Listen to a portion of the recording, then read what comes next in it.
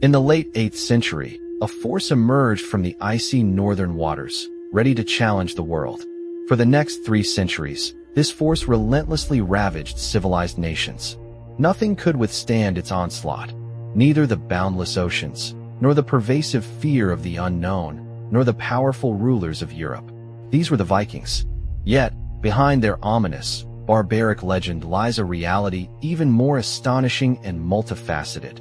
They were not only formidable warriors, but also intrepid explorers, diligent settlers, and enterprising traders. Driven by a thirst for plunder and a desire for legitimate wealth, Vikings embarked on audacious voyages across the seas. From the distant shores of North America to the bustling markets of Baghdad, their journeys pushed boundaries, leading to remarkable social, political, and economic transformations. Then, as abruptly as they appeared, they vanished. 12 centuries ago, the Vikings burst forth from the cold reaches of the North Sea, like wild beasts unleashed upon an unsuspecting world. They hailed from lands of deep fjords, meager farms, and fierce interclan feuds. Today, this harsh land is known as Scandinavia. They left behind not only legends of their violence and courage, sagas of exploration and conquest, but also something even more remarkable, buried deep beneath the soil of their Scandinavian homeland. The year was 1880. The location, Norway. Norwegian archaeologists made an extraordinary discovery that opened a window into the past, revealing for the first time how the Vikings truly lived and died. It was astonishing. The find transformed the image of Vikings from a plundering northern culture, supposedly with horned helmets and swords, descending upon Europe, into a people whose civilization was as complex and artistic as any other in Europe at the time. One artifact, discovered at several burial sites across Scandinavia, reveals more about the Norse Vikings than any other find. It is the ship, a burial ship, interred as a tomb and filled with items believed to be needed by its owner for their journey into the afterlife. The only way to travel from place to place was by boat, and the Vikings developed truly marvelous vessels. When archaeologists first began excavating, they could hardly believe that these beautiful ships were actually sailed. Yet, these vessels were remarkably seaworthy, extremely maneuverable, and critically, had a draft of only about 3 inches, allowing them to navigate up rivers. A remarkable tradition the Vikings often observed for their great individuals was burying them in their ships with all their implements, believing they were embarking on a journey. All tools that might be needed for life and eternity were placed on the ship and then interred, which contributed to their excellent preservation. Who were these enigmatic barbarians with their elaborate burials? What compelled them to become the scourge of the Dark Ages? It was the late 8th century in the highlands of Norway. We have some insight into what life was like before the Vikings took to the sea and began their raids. They were typically settled, agriculturally focused people, primarily organized around villages or their clans. They were likely familiar with the East, though there's no complete certainty. They had chieftains who governed these small groups, sometimes warring among themselves. But Viking life was very much a life of survival. The climate back then was colder than the rest of Europe. The weather could sometimes be harsh. It was probably difficult to survive, and this is an important point at the dawn of the Viking Age.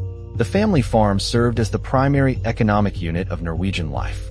As farmers and herders, they planted grains and vegetables during short growing seasons and relied heavily on livestock. Peace in the Norse lands was coming to an end. A growing Viking population increased demand for fertile land, and tensions mounted. Inevitably, violence erupted between Viking clans as the strong preyed upon the weak. Raiders with axes and swords attacked farmers. Amidst brutal violence, land feuds erupted with complete lawlessness. Essentially, a konungur, chieftain or king, was a man who had a large farm, and he had his bondsmen, farmers and slaves. Whenever he felt the urge to go and attack someone else, he would simply gather all his men and go raiding. Vikings would run into a village, grab everything they could, and leave again. It wasn't very sophisticated, but it was highly effective. With land and wealth scarce in the Norse lands, some Vikings set aside their differences and prepared to seek their fortunes elsewhere. Hands and tools that once shaped barn timbers were now employed for a different task. Along the shores of the northern inlets, something was taking shape, something that would change the lives of these people. the Viking longship. These extraordinary vessels, revolutionary in their design, steered history onto a new course and began an offensive that would dominate Europe and beyond for the next 3 centuries. In crafting their longships, the Vikings drew upon centuries of shipbuilding methods and seafaring skills. There would be no Vikings without the Viking ship. It was this evolution of technology that allowed them to leave such a prominent mark on history. Over time, they learned to build boats seaworthy enough for voyages across the North Atlantic. This truly gave the Vikings their reach. One of these boats could be assembled in a month or 6 weeks, and the design was always the same. They made the boat either as wide as they needed for calm waters or as deep as they needed for open oceans. And if they needed a boat to sail up the rivers of Russia or Europe, a raiding boat that could penetrate deep into the continent's heart, they could use the same style, the same building technique, but simply a scaled-down version. Their vessels were light enough to be portaged over land, towed up rivers, and sailed across water. This characteristic was one of their key features, as these ships were swift as lightning and nothing could match their speed. They were no longer mere coastal vessels, like many Mediterranean designs. Vikings, in their ships, undertook daring crossings from Norway to Scotland, from the Faroe Islands to Iceland, and then from Iceland to Greenland, traversing open waters considered too dangerous for ordinary coastal vessels. The Vikings felt no fear in facing these challenges, as they possessed the necessary technology to undertake such ventures. The result was the creation of a shallow draft vessel with astonishing versatility, a true technological marvel for its time. These people were not led by a single king or a centralized government. Instead, each Norwegian village operated autonomously, and each proclaimed its own konungur. Nevertheless, Vikings united for their daring missions, leaving women and children behind as they embarked on sea voyages for plunder. Accordingly, they were properly armed. Among the first victims of their devastating raids were the monks of Lindisfarne, located on the coast of England, in June 793 AD. Cuthbert's Abbey at Lindisfarne was one of the holiest sites in the British Isles, a place where pilgrims flocked and numerous tangible treasures were stored. As the abbey bells rang, calling the monks to mass, ominous, dragon-like silhouettes suddenly appeared from the sea. The Vikings descended upon them like a storm, mercilessly slaughtering everyone, seizing all valuables, and burning the sanctuary to the ground. The monks faced an unprecedented horror and often described the event as if devils from hell had been unleashed upon them. The Vikings were warriors, and there is no doubt that their existence was based on intimidation, fear, and terrorism. They were predators, not soldiers. It can be argued that they were extraordinarily fierce, incredibly greedy, and strikingly skillful. Although often considered barbarians, their ordered combat tactics and the disciplined way they advanced towards their objective actually suggest something quite different. The Viking warrior was an extremely effective fighting unit, a large, muscular Scandinavian, often clad in leather armor.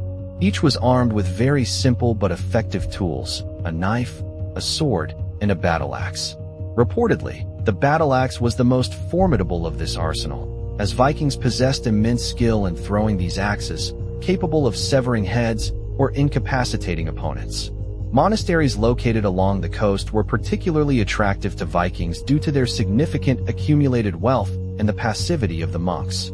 The Anglo-Saxon Chronicle, which began compilation in the late 800s, is a fundamental source for English history from the 5th to the 11th century. It vividly describes the terror caused by Viking incursions. It states, "The ravages of heathen men miserably destroyed God's church in Lindisfarne by rapine and slaughter." History marks this sacrilegious attack on the monks and their treasures in 793 AD as a significant milestone, the first major Viking naval raid. However, Lindisfarne and other vulnerable monasteries along the British Isles coast were just the beginning. As the 8th century drew to a close, Viking raiders began targeting larger prizes. Europe's major cities prepared to feel the might and ruthlessness of these Norsemen, the deep bite of their steel. The Vikings left Scandinavia with a singular mission: plunder.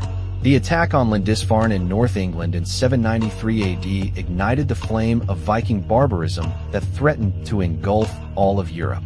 By the mid-9th century, just 50 years after Lindisfarne, word of Europe's vast riches had spread rapidly. Norwegian families, villages, and entire communities banded together to build longships. They planned to improve their fortunes at the expense of the unsuspecting populations across the sea. Later, when the Spanish arrived in America, they sought gold, but the Vikings coveted silver, and it was silver that held immense value for them. Many religious artifacts, crosses, and other items found in monasteries were made of silver. Dispersed contingents of Vikings ventured overseas, without a single ruler to unite them. Their flotillas sometimes swelled to dozens of ships. Yet, each fleet continued to operate independently, making the attacks even harder to stop. As the reputations of individual Viking chieftains began to grow, so too did their ambitions. Europe became their prey.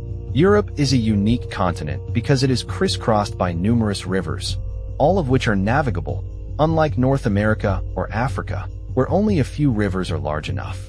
In Europe, there were many, allowing Vikings to launch their vessels onto almost any major waterway.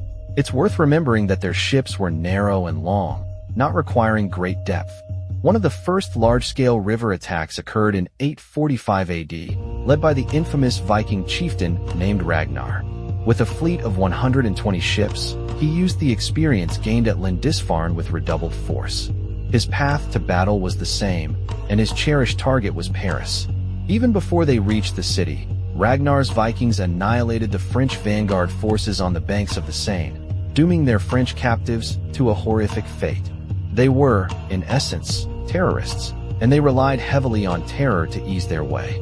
They did not want to do more work than necessary, so they were as brutal as possible. There was a famous Viking who was called the children's friend because he, unlike others, did not toss infants into the air and impale them on his sword as they fell.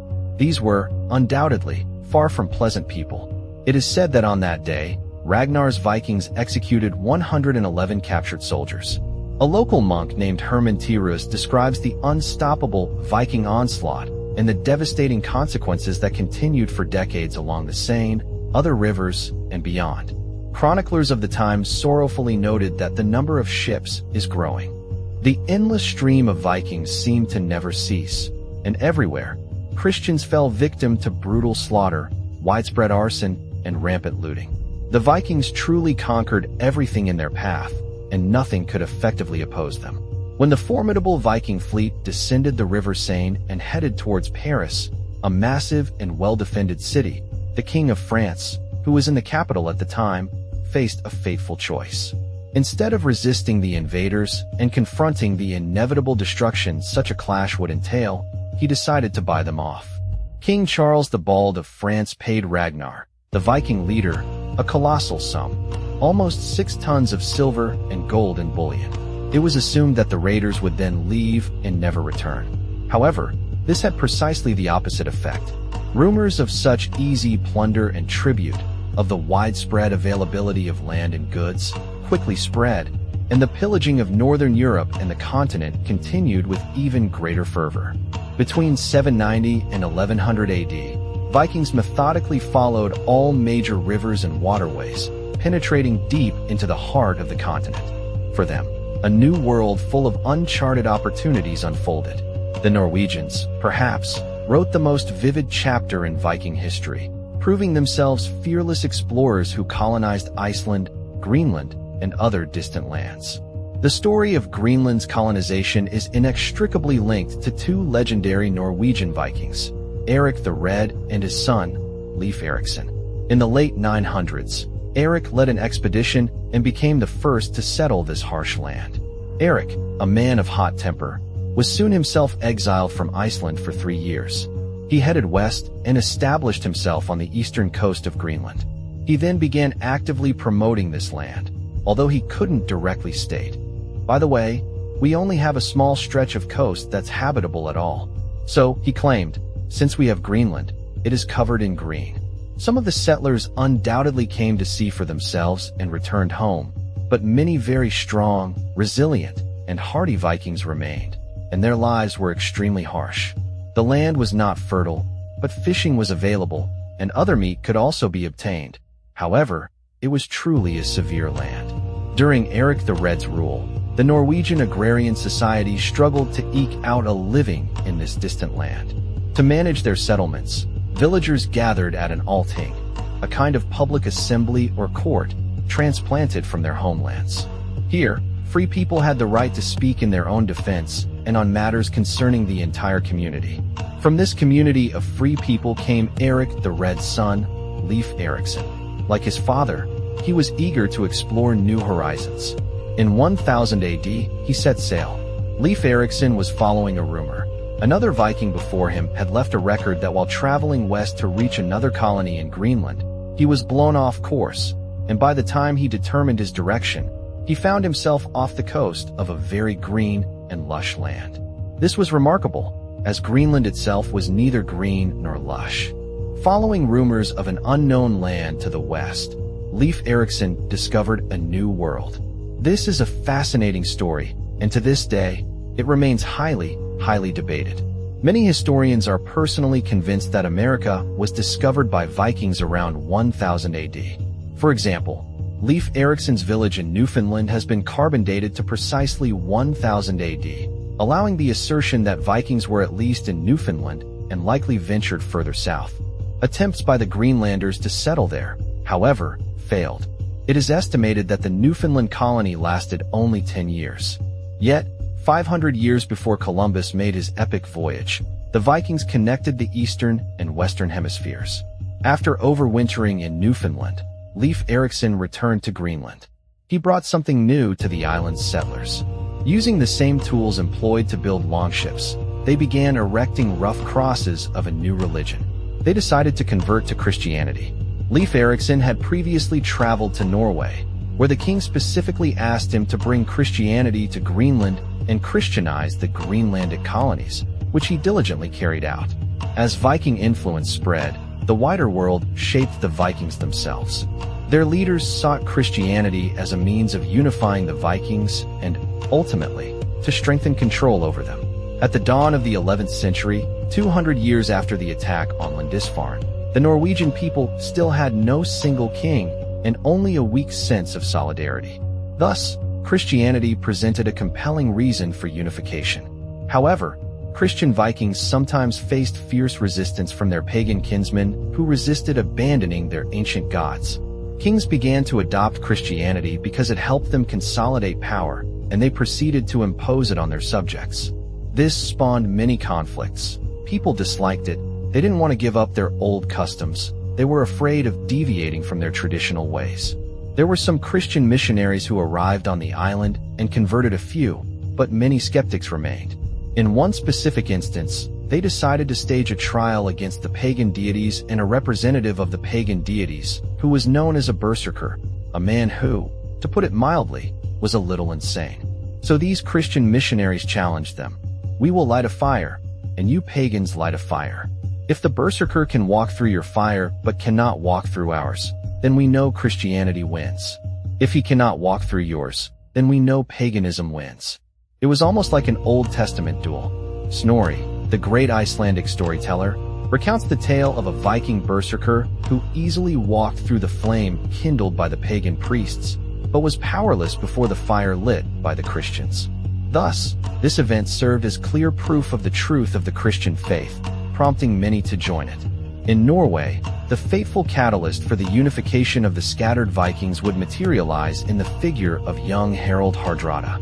As the half-brother and heir to the Norwegian King Olaf, Harald, barely 15 years old, found himself embroiled in a Viking civil war, fighting on the losing side.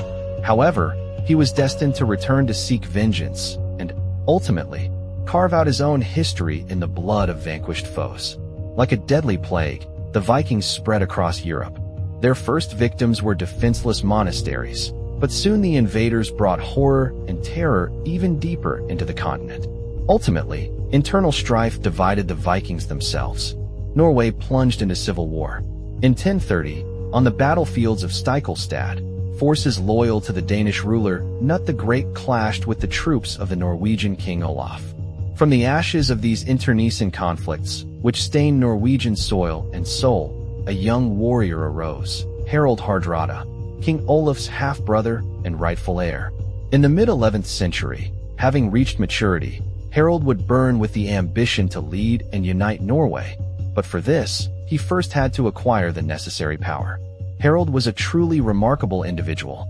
His Viking journey, if one can call it that, began at a young age. At 16, he was wounded in a battle that ultimately claimed the life of his royal brother and was forced to flee. Harald Hardrada faced exile to distant northern lands.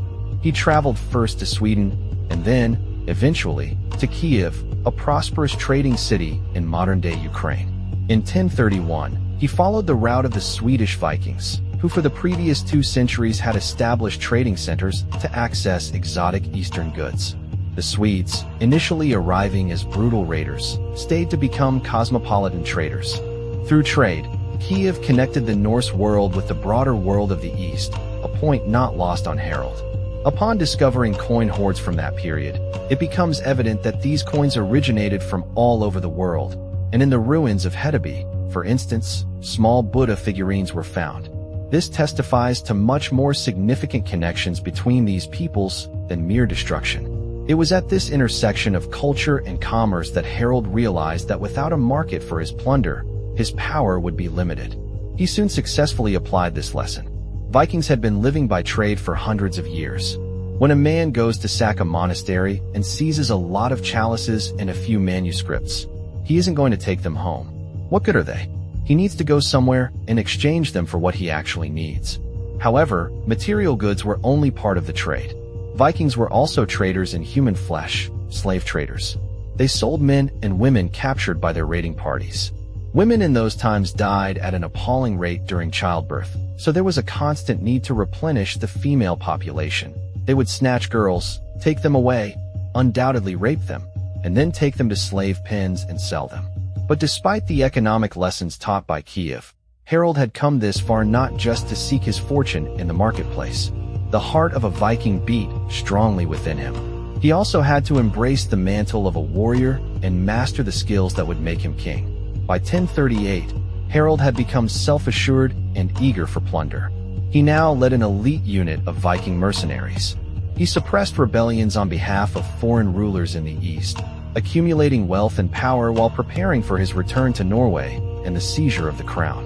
It was in Sicily that Harald demonstrated his legendary ingenuity. Harald's military artistry was characterized not so much by great bravery as by great cunning, and this was a primary Viking virtue. Rather than simply hitting people over the head, if they could be cunning, they preferred that. One of his tactics was as follows. When they approached and besieged a city, Harald ordered his men to catch small birds flying in and out of the city. Using tar and force, they attached small burning twigs to the birds' backs and released them. The birds flew back into the city to their nests in the thatched roofs and immediately set the city ablaze. That is how they took the city. In the saga of King Harald, the 13th century Icelandic historian Snorri Sturluson writes about the effectiveness of this plan in the conquest of Sicily. At this, all the inhabitants came out of the town, begging for mercy, he writes. The very people who for days had shouted insolent insults at the army and its leader. Harald spared the lives of all who asked for mercy and took control of the city. After almost 15 years, the cunning Harald had amassed the reputation and wealth needed to finally legitimately claim his fractured homeland.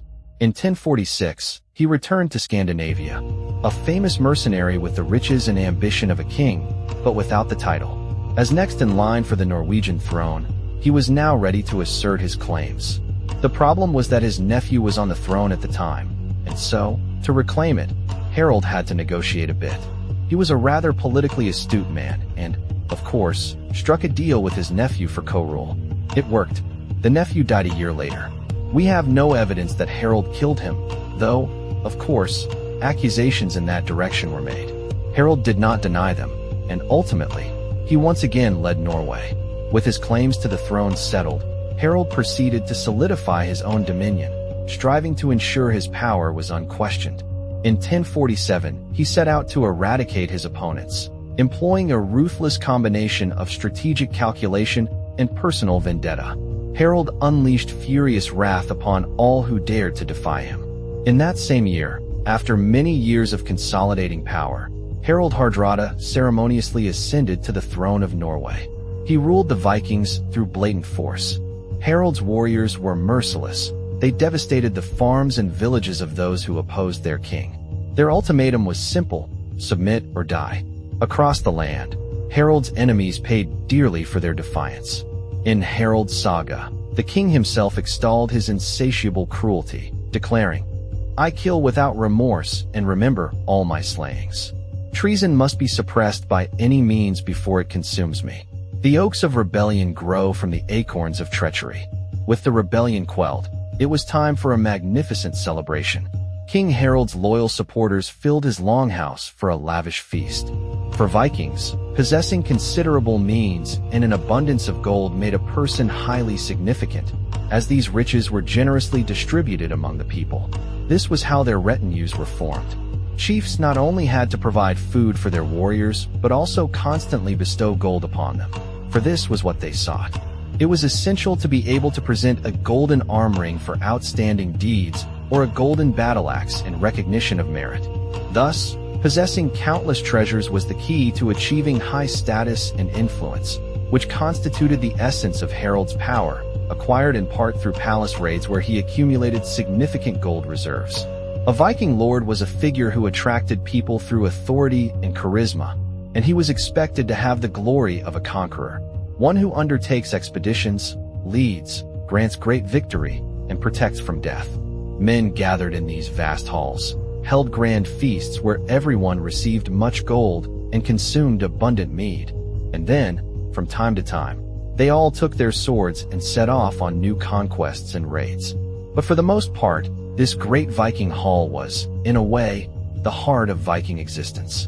In the Great Hall, political agreements were made, calculations were carried out, alliances were formed, and power was manifested. It was a highly adaptive system that allowed Vikings to exploit any opportunity, move quickly, and reorganize. It could undergo instant changes if a leader suffered defeat, or died in battle, or was humiliated, or if something unforeseen happened, and someone else immediately ascended, often from a completely different circle. Modeled after Kiev, King Harald began the construction of a significant commercial hub in a strategically important coastal trading settlement, where diverse goods from all corners of the world would be available. This city was Oslo, destined to become one of the greatest ports. King Harald realized that his trade would unite the Viking people and grant them desired prosperity and stability. Oslo's marketplaces teemed with a variety of goods from Viking farms: wheat and vegetables, furs and fabrics. Swift longships delivered goods from across the known world: spices, gold, fine textiles, precious stones, and slaves. Ceramics and glass arrived from Germany, silver ornaments from France, and coins from distant Arab lands. The Viking people gradually became skilled merchants as their trading community grew and flourished. The daily life of this trading community was reflected in the goods buried with them: gold in graves, weapons, jewelry, as well as ordinary wooden items crafted by the Vikings themselves. However, the development of a major trading center only fired Harald's appetite for even greater wealth and absolute control. Harald decided that a grander objective was needed, and that objective became England. He embarked on a voyage aboard a ship, or rather, an entire fleet of vessels. He was, of course, joined by a rebellious relative of the King of England, and Harald Hardrada set out on his campaign. Looking at England and envisioning the future, Harald undoubtedly imagined his own empire, stretching as far as his swift longships could carry him. The former exile had gained astonishing power and immense political influence among his warlike people. He had already vanquished the most powerful of his own Viking enemies, and his actions met with little resistance. England and all its untold riches seemed within easy reach of his iron grip. But a powerful and well-trained army awaited Harald and his men, as did a struggle far exceeding in scale any he had ever faced. A conflict that threatened to undo everything he had conquered. In late September 1066 CE, a messenger raced, carrying grim and urgent news for the city of York. The Norwegian king Harald Hardrada was relentlessly approaching. The English were well aware of his reputation as a ruthless warrior. Only immediate action and unparalleled courage could halt his advance. Harold began his invasion from the coastal areas, and after a rapid succession of bloody clashes, his victory in this sector seemed almost certain. York, it seemed, was ready to capitulate. Harold and a select detachment of his warriors moved towards Stamford Bridge, located approximately 7 miles from the city.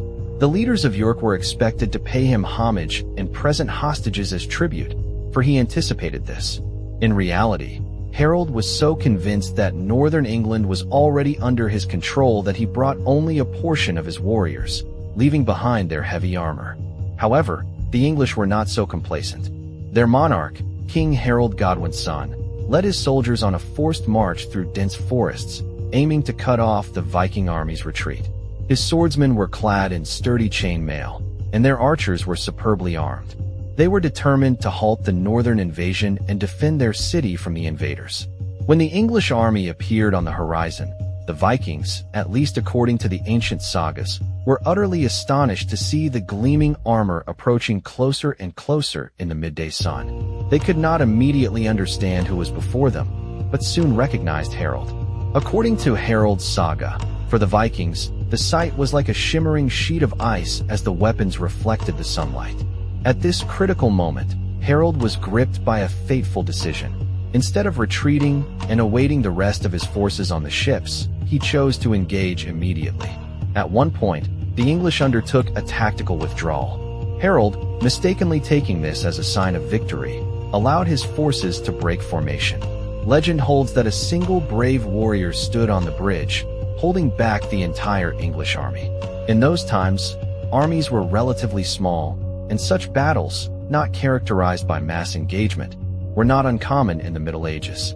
According to Harold's saga, Harold inspired his warriors with these words: "Always hold your head high in battle, where swords seek to shatter the skulls of doomed warriors."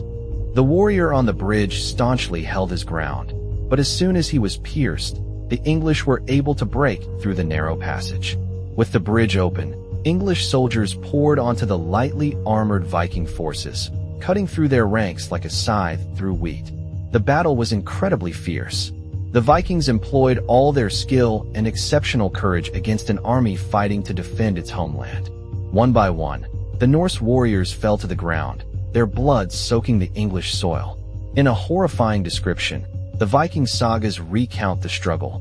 The heart of the White Sharp chief did not waver.